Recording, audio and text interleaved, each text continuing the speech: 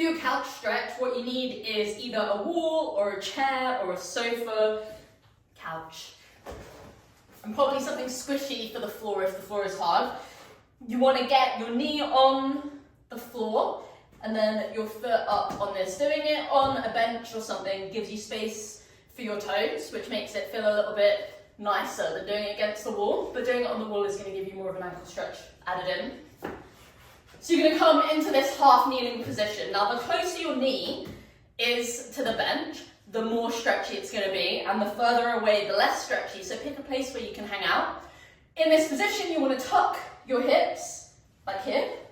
So you don't want to be here. You want to come to here. In this position, you should feel a stretch in the front of your thigh.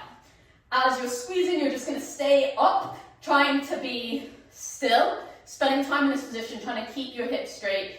Try not to let yourself be here, because then you're just losing that stretch. Trying to be tall.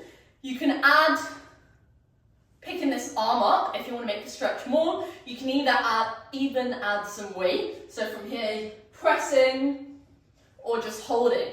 Now, you're going to spend time in this position, and if you want to build this into your front split work, spend time here, and then as you advance it, you can either spend some time here and then also spend some time here, and then you can also straighten that front leg and do the same thing where you're spending time in this position, either upright here or come into those longer places like here or here.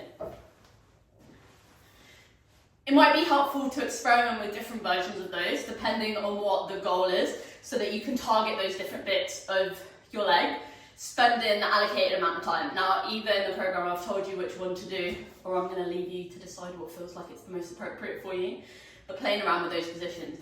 Now, as you start to advance that, you can also add some weight into that stretch. So in this position here, you could have a bar pulling you deeper or holding onto a couple of dumbbells. And that will feel quite nice, forcing you a bit deeper into that stretch.